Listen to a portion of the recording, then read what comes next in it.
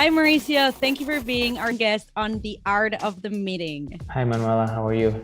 I'm good. So why don't you go ahead and tell us a little bit about your role at Fellow? What do you do here? I'm the product manager at Fellow. I do all sorts of things product.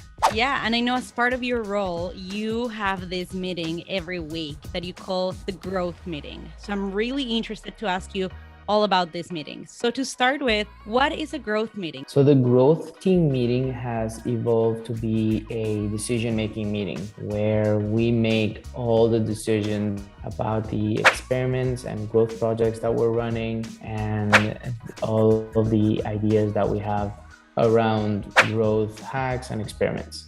Why did you select weekly as the cadence for this meeting instead of like a different cadence? Growth experiments and growth projects are usually short in nature. They take, short time, a week to develop, or they take 3 weeks to develop. They don't require long cycles. And then we need also a few weeks to collect results. That means every week we're launching new projects that may take us, undefined amount of time. And we're also making decisions about the results that they're generating. Should we pause this experiment? Should we continue? Do we have enough data? Should we move forward? The weekly cadence is good to make decisions, but every week is going to be different. There are some weeks that we may take an hour and a half to 2 hours. There are some weeks that there's only a few decisions to make and it'll take 30 minutes, 45 minutes. And who attends these meetings? So we're a small company right now. The people that attend are the CEO, the CPO. I attend and the MC or I host the meeting, our data scientist, and the software developer in growth. There's optional attendees too. Sometimes our CTO attends and sometimes we have guests based on specific projects that attend from marketing, customer success, or BizOps. So you said that this has become a decision-making meeting. Is there a method you use to make these decisions? Like, is this a part of the agenda or is this something you'd like to talk about before you show us your template?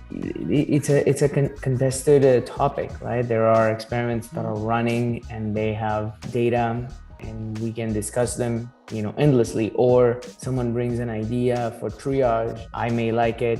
Someone doesn't like it as much. And so we can go on and discuss them for a long time. So the meeting has evolved by being exclusively about decisions, which means, we have a minute or two to present something and we all have to make a decision. And if we are not ready to cohesively make a decision, then it means that we need more data, more supporting arguments, or just a different take to bring up on the next meeting. So it has been an evolution so that the meeting is kept concise. As a result, problem solving during the meeting is banned. There's always like, can't reach a decision, bring more arguments for the next one. Bring more data, bring more arguments for the next meeting. That's really cool. Exactly. So I'm really curious to see your meeting template because I know this is a meeting you've, iterated and worked on over time, and I really like that concept. So why don't you go ahead and show us your meeting template? Let me share my screen.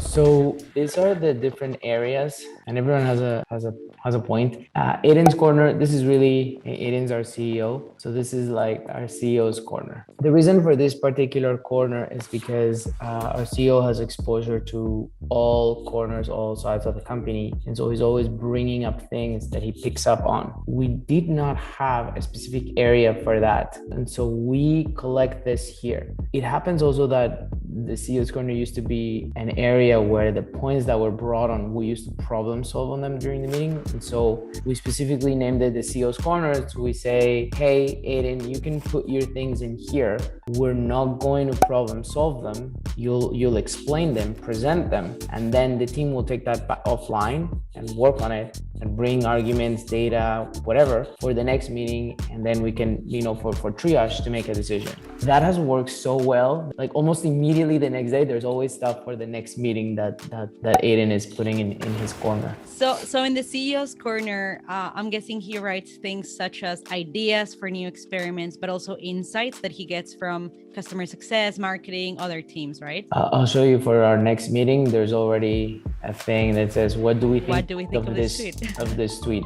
And the instinct is to go and resolve this, during the meeting. But what we'll do is he'll present this suite, give us his thoughts, and then team will take it offline and we'll bring it again for the following meeting with data, numbers for triage. That leads me to the second section, which is triage. Triage is an area where we present ideas that are semi-formed. And the idea of triage, as opposed to composing a full page, is to get initial feedback. Should I proceed to do a full page, do a full investigation, do a full research, or should I drop it? The next area is pitches. These are like from triage. If you get a positive response, you build a full page, you do your full research, and then you present here your idea. What's great is that triage doesn't necessarily mean that it's a go. Triage just says like, go ahead and build a fully formed page. We see this pages, and then we decide, yes, move forward completely, or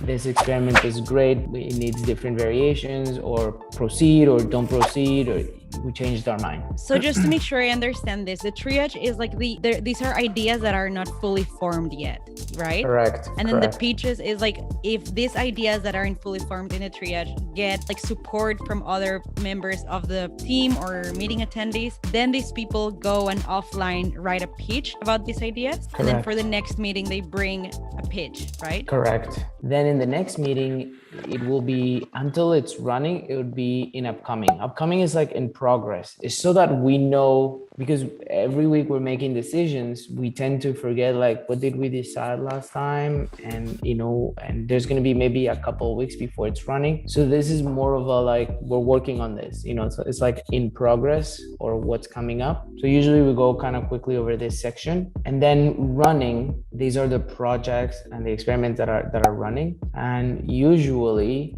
it's something like the project, and in there we have a line for the status, what are the results, data, and then one line for decision.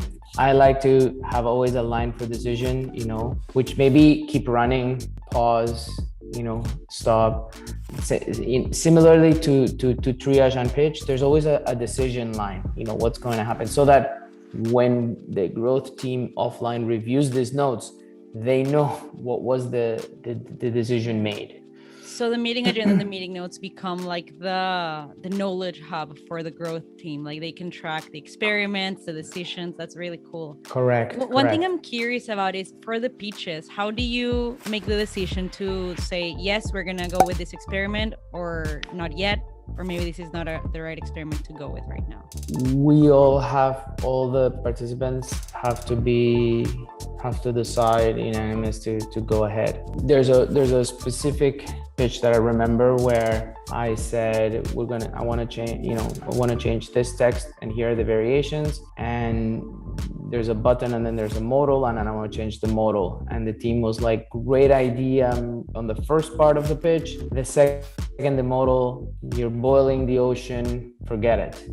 Then what's interesting is that you take the pitch, the part that is good, and then we put it into a Jira ticket to what's actionable. That's just to show that there's a difference between triage and pitches. But in pitches, the full set of data, the full research is there. That's awesome. So I wanted to ask you two more questions. The first one is, what are some red flags to look out for to know that the meeting didn't go well? To answer that, we have to answer what's a great meeting. A great meeting is when decisions were made, and it's a great meeting because we feel excited that we were unblocked. We were unblocked when it comes to all the triage items to move into pitches. We were unblocked into all the pitches that we're gonna move into development, and we were unblocked into like the experiments that are running. What are the next steps? When it's not a great meeting is when we don't have that. We don't make decisions, and it means that we have blockers, which means we need to do bring stronger set of ideas for triage, or rework some of the pitches to adjust them, or experiments need further time running, or a change of metrics. So that's when sort of like the meetings don't work well. And one thing that we evolved out of was the problem solving nature. Because you're bringing in, such key people in the organization, we're bringing the CEO, we're bringing the CPO, we're bringing the data scientist, this can't be a problem solving meeting. It takes too much time. We're very strict about that. It's very easy to get into, is this a good idea or not a good idea? Is it enough data? Is it not enough data? Yeah. That's why we prepare meetings notes in advance, and we ask people to review them so that when we're here, we already have a good idea of what's going to be the path or the decision. Yeah. So people come up with the ideas, the pitches, the solutions before the meeting, and the meeting is just to present those ideas, not to come up with more ideas. So my last question for you is, how should people feel right after this meeting? Well, like I mentioned, people feel that they are unblocked, that they know what the next steps are, including if things didn't progress, let's say from triage, then you know you need more data or more support. Or if you decided to move ahead with certain pitches, what needs to be done to get them to development. So you should feel, excited about what the next steps are. Sounds good. Well, that is amazing. And we're going to be posting this growth meeting template in our website and also inside the product for people to use. So thank you very much for sharing this template with us, Mauricio. You're welcome. Thank you for having me.